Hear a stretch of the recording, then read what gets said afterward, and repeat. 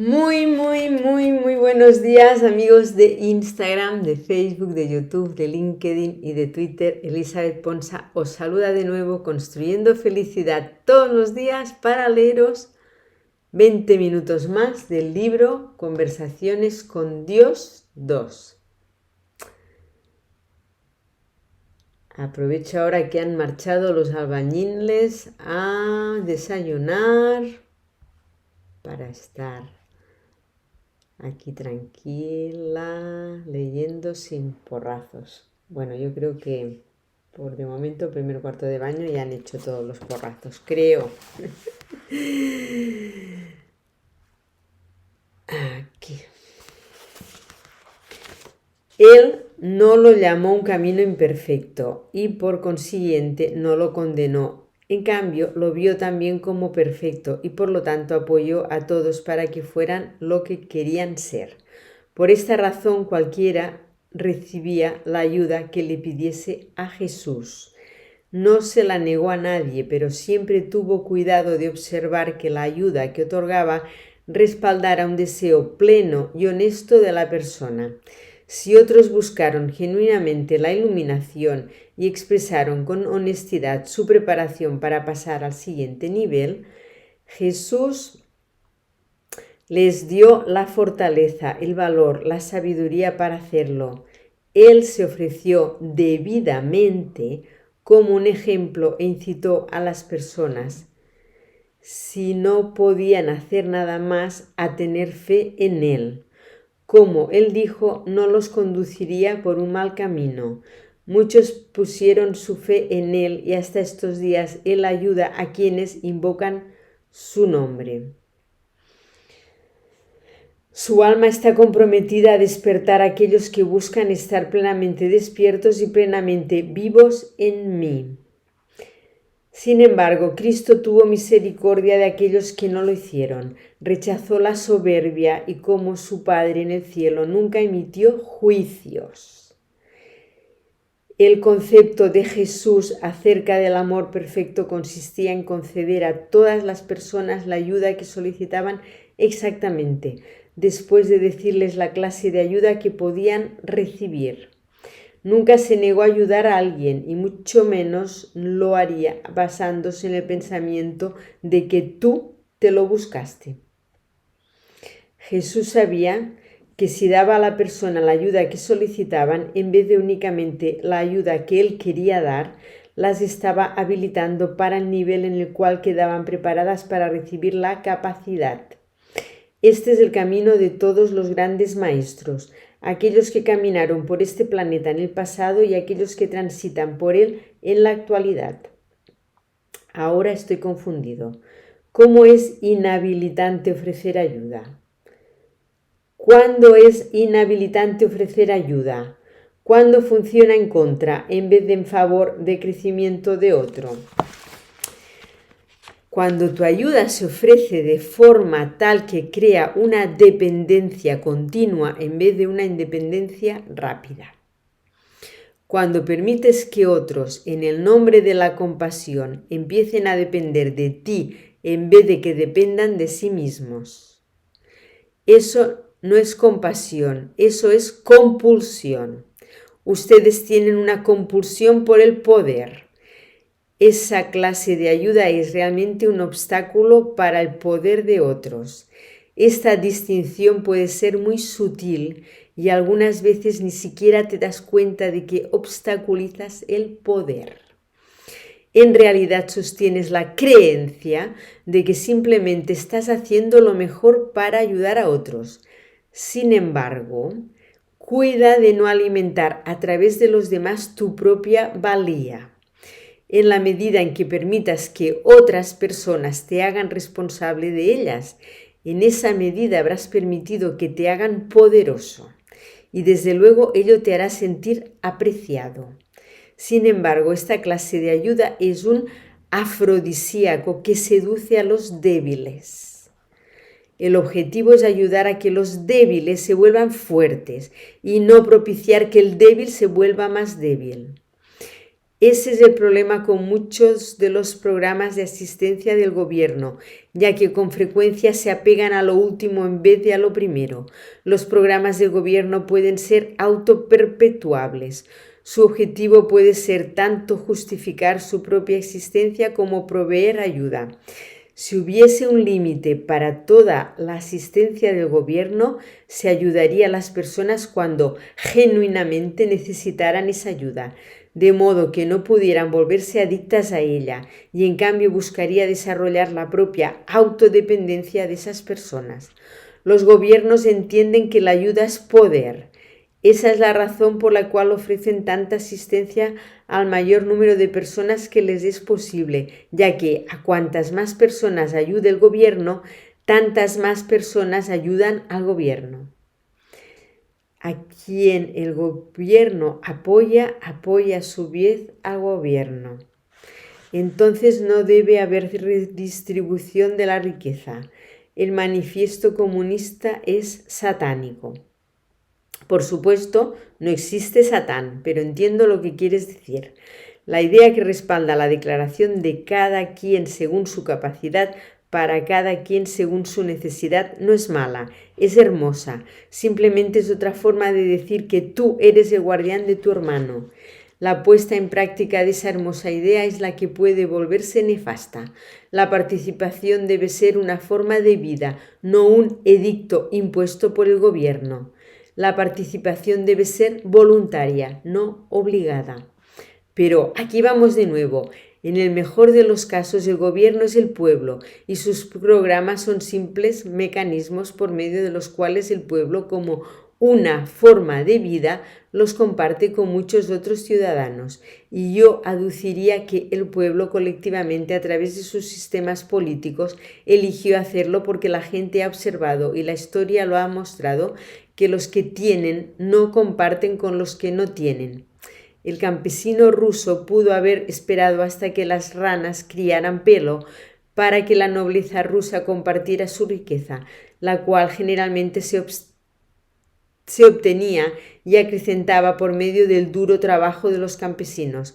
A los campesinos se les daba solo lo suficiente para subsistir, como un incentivo para seguir trabajando la tierra y hacer más ricos a los terratenientes, y se habla acerca de una relación de dependencia. Esta fue la disposición de yo te ayudaré solo si tú me ayudas, más explotada y más obscena que cualquier otro sistema que haya inventado el gobierno. Contra esta obscenidad se sublevaron los campesinos rusos, de la frustración del pueblo ante el hecho de que los que tienen no darían a los que no tienen. Por su propia voluntad, nació un gobierno que aseguraba que toda la gente sería tratada por igual. Me recuerda lo que dijo María Antonieta a las masas hambrientas, cubiertas con harapos, que clamaban bajo sus ventanas mientras ella descansaba en una bañera revestida con oro sobre una base enjollada, regalándose con uvas importadas, denles pasteles. Esta es la actitud contra la que se rebelaron los sometidos. Esta es la condición que causa revoluciones y crea gobiernos de la llamada opresión. A los gobiernos que les quitan a los ricos y les dan a los pobres se les llama opresores, mientras que los gobiernos que no hacen nada mientras los ricos explotan a los pobres son represivos. Pregúntales a los campesinos de México incluso hoy en día. Se dice que 20 o 30 familias, la élite de los ricos y poderosos, dirigen literalmente el país, debido principalmente a que son dueños de él, mientras 20 o 30 millones viven en la miseria absoluta. En 1993-1994, los campesinos emprendieron una revuelta, buscando obligar al gobierno elitista a que reconociera su deber de ayudar a la gente y proporcionarle los medios para una vida de una exigua dignidad por lo menos. Hay una diferencia entre los gobiernos elitistas y los gobiernos de, por y para el pueblo. ¿Acaso los gobiernos del pueblo no son creados por gente enojada y frustrada por el egoísmo básico de la naturaleza humana? ¿No es verdad que los programas del gobierno se crean como un recurso ante la renuencia del hombre a proporcionar un remedio él mismo? ¿No es esto la génesis de las leyes de vivienda justa, de estatutos sobre el trabajo de los menores, los programas de apoyo para madres con hijos dependientes? ¿No fue la seguridad social del gobierno un intento para proporcionar a los ancianos algo que sus familias no querían o no podían proporcionarles? ¿Cómo reconciliamos nuestro odio por el control del gobierno con nuestra falta de voluntad para hacer algo que no tenemos que hacer cuando no hay controles? Se dice que algunos mineros del carbón trabajaban bajo condiciones horribles hasta que los gobiernos obligaron a los sucios y ricos dueños de las minas a que limpiaran sus sucias minas. ¿Por qué no lo hicieron los dueños por sí mismos? Porque se habrían reducido sus utilidades, y a los ricos no les importaba cuántos pobres morían en minas inseguras para mantener el flujo y el crecimiento de las utilidades. Las empresas pagaban salarios de esclavos a los trabajadores principiantes hasta que el gobierno impuso requerimientos de salario mínimo. Aquellos que están en favor de regresar a los días buenos de ayer dicen: ¿por qué no? Ellos proporcionaron empleo, ¿no es así? Y a propósito, ¿quién está corriendo el riesgo? ¿El trabajador? No, el inversionista, el dueño, corre todos los riesgos. Por tanto, él debe obtener la mayor recompensa. A cualquiera que piense que los trabajadores de cuya labor dependen los dueños deben ser tratados con dignidad, se le llama comunista. A cualquiera que piense que no se le debe negar vivienda a una persona debido al color de su piel se le llama socialista. A cualquiera que piense que no se les debe negar a las mujeres oportunidades o promociones en el empleo debido simplemente a que son del sexo equivocado, se le llama feminista radical. Y cuando los gobiernos, por medio de sus representantes electos, emprenden gestiones para solucionar esos problemas que la gente que posee el poder en la sociedad se niega firmemente a resolver por sí misma, a estos gobiernos se les califica de opresores. Nunca por la población a la que ayudan, por cierto, solo por las personas que rehúsan a proporcionar la ayuda ellas mismas. En ningún otro aspecto es esto más evidente que en la atención a la salud. En 1992, un presidente estadounidense y su esposa decidieron que era injusto e inconveniente que millones de estadounidenses no tuviesen acceso al cuidado preventivo de la salud.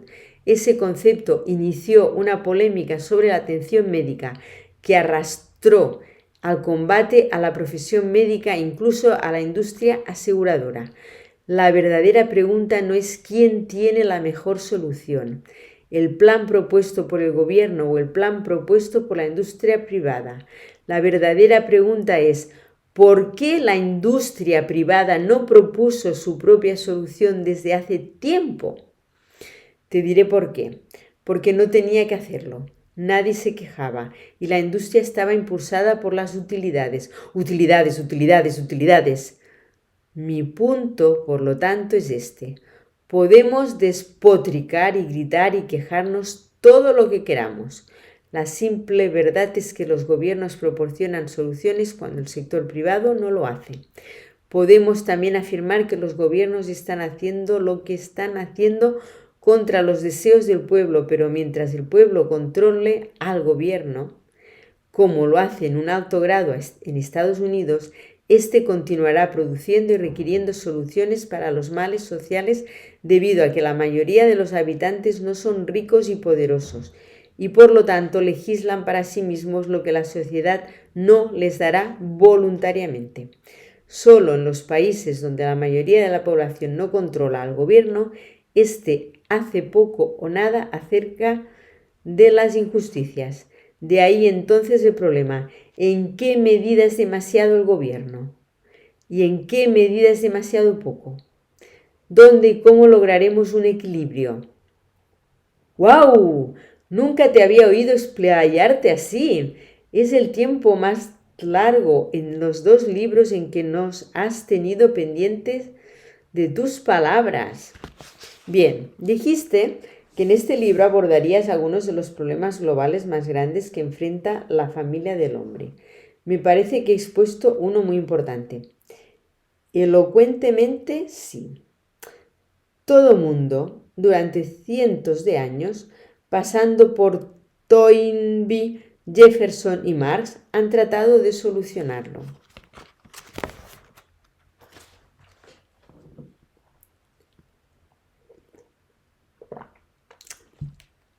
De acuerdo, ¿cuál es tu solución? Vamos a tener que retroceder, vamos a tener que revisar ciertos antecedentes. Adelante, tal vez necesito oírlos 2 veces.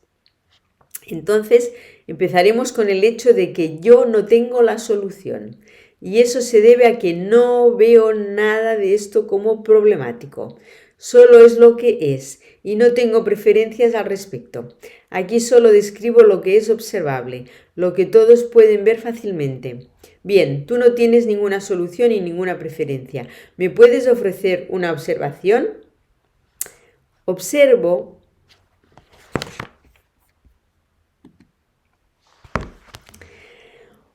que el mundo todavía tiene que proponer un sistema de gobierno que proporcione una solución total, si bien hasta ahora el gobierno en Estados Unidos es el que se ha aproximado más a ese fin. La dificultad es que la bondad y la justicia no son cuestiones políticas, sino morales. El gobierno es el intento humano para imponer la bondad y asegurar la injusticia. Sin embargo, solo hay un lugar donde nace la bondad y ese es el corazón humano. Solo hay un lugar donde se puede conceptualizar la justicia y ese es la mente humana. Solo hay un lugar donde se puede experimentar verdaderamente el amor y ese es el alma humana, porque el alma humana es amor. No puedes legislar la moralidad, no puedes aprobar una ley que diga amaos los unos a los otros. Ahora estamos dando vueltas en círculos, puesto que ya hemos cubierto todo esto antes. Sin embargo, la discusión es útil, así que sigue trabajando en eso. Incluso es provechoso si cubrimos el mismo terreno 2 o 3 veces. El intento aquí consiste en llegar al fondo del asunto, ver cómo quieres crearlo ahora. Pues bien, te plantearé la misma pregunta que te formulé antes.